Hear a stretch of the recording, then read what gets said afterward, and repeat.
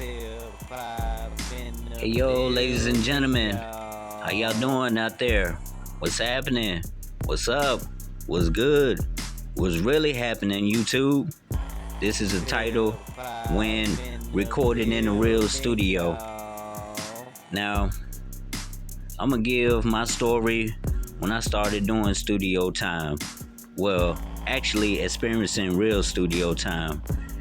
When I was a teenager, that's when I started like so-called freestyling a little cipher and stuff. I was in the 8th grade, and I remember at this time it was Bone Thugs and Harmony, Do or Die, and Twister era. So all the guys in my surrounding at that year, will freestyle, tongue twists and stuff like that. So I remember one time I just said I'm gonna go to these cats and just play around with it. And I did it and things like that. And it was pretty cool while it lasted and good things like that. I ain't gonna lie, I would maybe somewhat good, but even though I was just playing around at the same time, remind you. Now this is in junior high school. Now, all the way until I want to say college time, that's when I had experienced a real studio. And I remember going to this one studio, and remind you, I was with a few guys. It was basically a group thing called a local group called the Face Off from Chicago, Illinois. Remind you, a college that I went to in Chicago was called Kennedy King College. If you familiar with that city college and things like that. So it was me and a few other guys, we was going to this studio, and this one studio name was Shock House Studios, where actually it's Shock House Recording Studios. And I met the people, I met the producer, shout out to Gene, the head producer of Shock House Studios. And I remember when we first met and stuff like that. Now, remind you, I'm from the state of Mississippi, a town called Cleveland, a.k.a. C-Town. So anyway, by me being in Chicago with a southern slang and stuff like that, now, the guys, they already had their music already prepared. Me, I was just with the crowd. Just going just to see what it's like being in the real studio and good things like that. So I remember first time with me doing my first studio session. I admit I was nervous at a moment, but then when it came down to it, I was all right with it. Now, even though some of the first songs that I did was like freestyles, I wouldn't say freestyles, it was more like how the Detroit rappers would do it now. They'll just take a song and a topic and then just rap it through the whole beat. That's how I was on some of the songs, because I was more of a freestyler.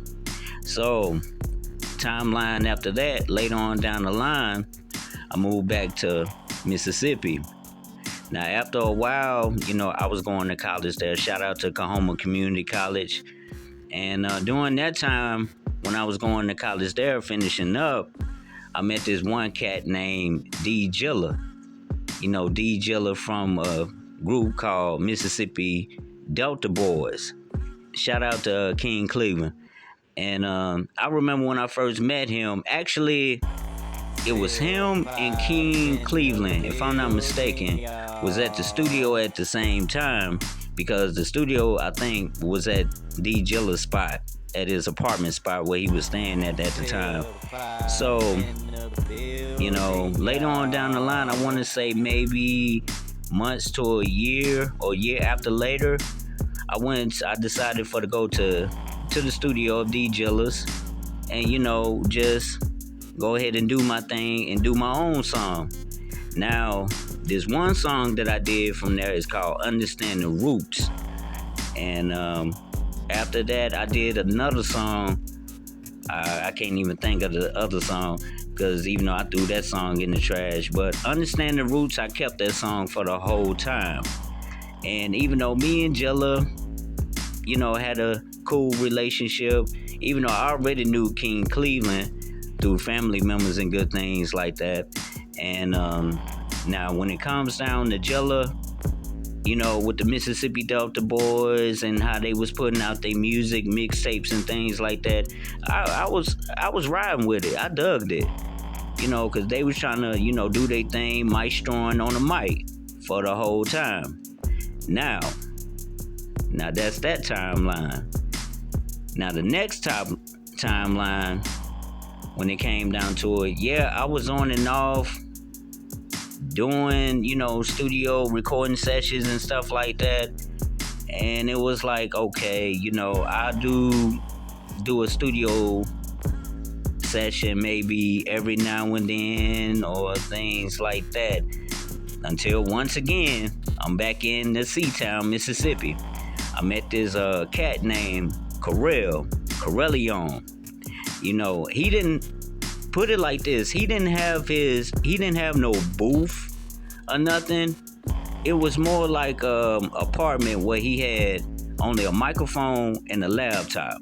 Now that was my first time ever perform on like that, on a microphone with a laptop like that. So I was looking at that as basically new.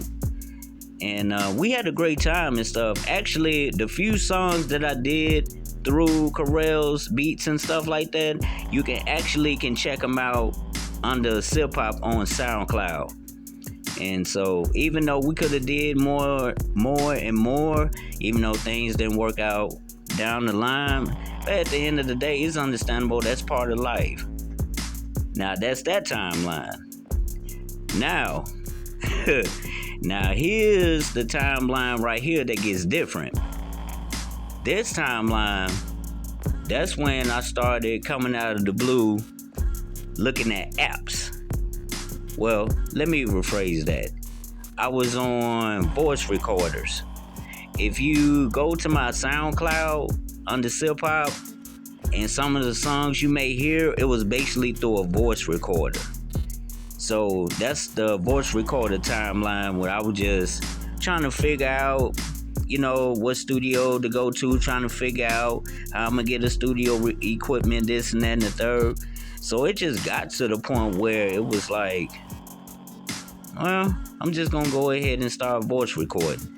So if you notice with some of them songs, that's what I was doing for the whole time. And I kept doing it, I kept doing it and stuff like that.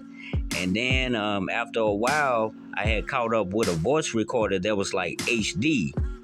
So when it came down to it, it don't sound like a voice recorder, but you can tell it was on voice recorder.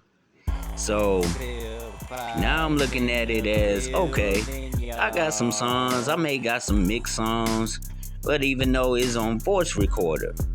So at the end of the day, when it came down to that, now here's the next timeline. Gangsta Marcus, aka Neiman Marcus.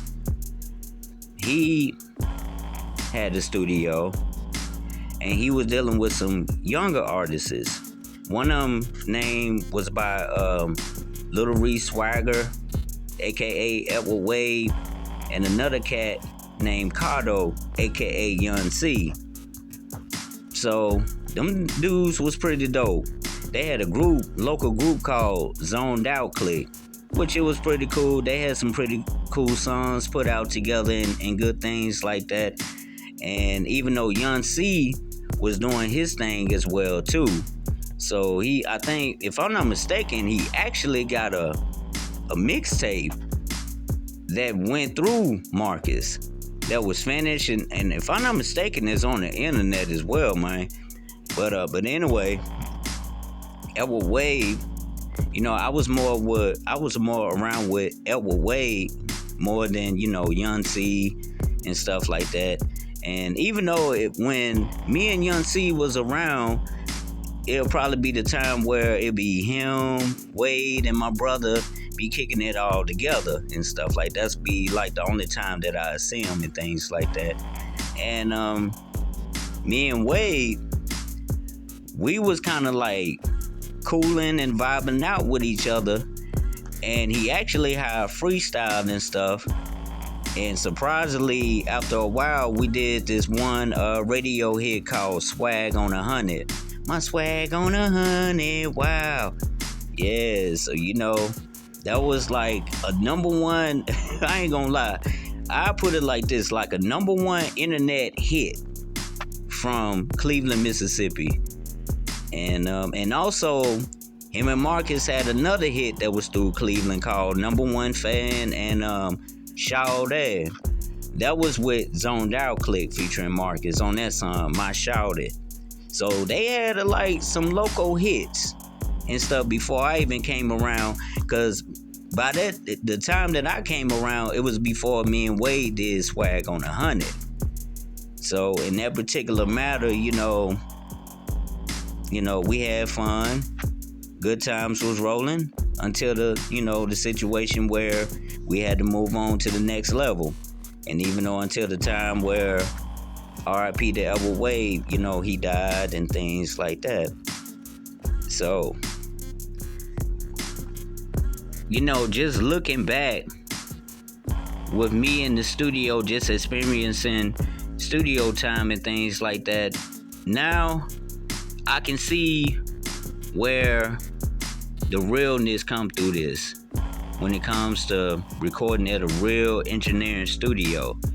See, a lot of people think compared to the day that it's a lot of money, you have to pay a lot of producers, then you got to make sure it's mixed and mastered and CDs pressed or whatever. At that time, even though it was you had to spend money in order for to get it right, but it was the money's worth at the end of the day. Because just imagine, you finishing your studio time and, y'all getting the mixing, mastering, and pressing and things like that. You put it on the CD and then, you hear a sample of it and then it sounds good. And then when you go home or etc. for the, bump the song once again, that was like the bestest feeling of all time. Because it was like, man, I got a dope voice now. That's what it felt like to me on that first round when I came from the studio time at first. Definitely coming from Shock House Studios. Man, it was like I was so impressed with myself that it was like, man, I'm blessed. I am blessed to have fun like this. So it's like when you in that real quality studio, it's such a dope feeling. It's like a realest dope feeling that you would ever love. Because for real, man, and especially don't let yourself have your own studio at that time. Man, I don't care if it was at your house or in your basement or whatever. It was like a great feeling because you have the real products. You have the real MP3s. You have the real microphones. You had the real PCs. I mean, everything that a producer was trying to get into, and if they had it, it was a great feeling, for real. So it's like, in today's time, it's kind of, I ain't gonna say it's difficult, because nowadays, you don't have to get a lot of producer equipments just in order for to do studio time. You could just get only two things: a microphone and a laptop.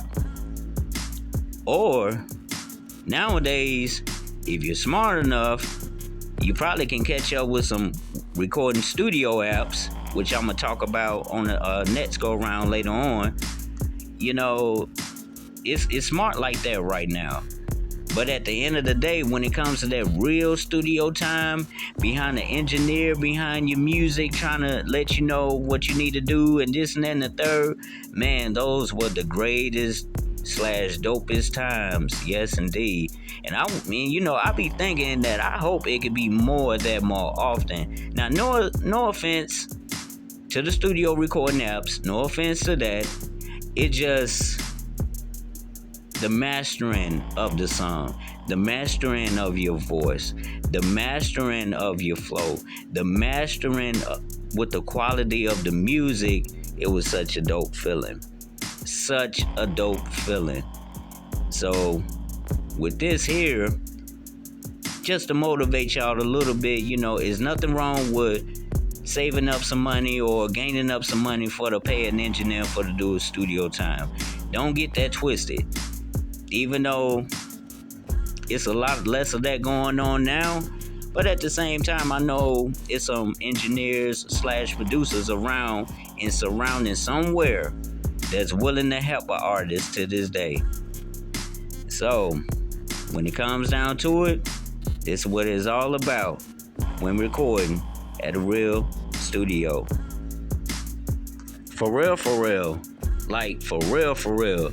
You could just, like what you see on the thumbnails here, like you can just see the artists is just doing their thing, just relieving, trying to relieving their vision up on the microphone. So when you see that lets you know that, man, it's a great feeling when you're trying to do your thing up in the studio. It's like, you just don't know, like hanging out in the studio, just feeling that, as they say today, the vibes. When you doing your thing, even if you wasn't a rapper, you was just surrounded. It was like that feeling to where, man, do I want to be a producer or rapper? That's how dope it is when you in a real quality studio, for real. So I ain't gonna hold y'all up on this. I just had to give you, my story and a little bit thought into this topic here. So y'all go ahead, y'all like, vibe, and subscribe to the channel. And y'all enjoyed this content here, and turn up. Peace. Still 5 in the building, y'all.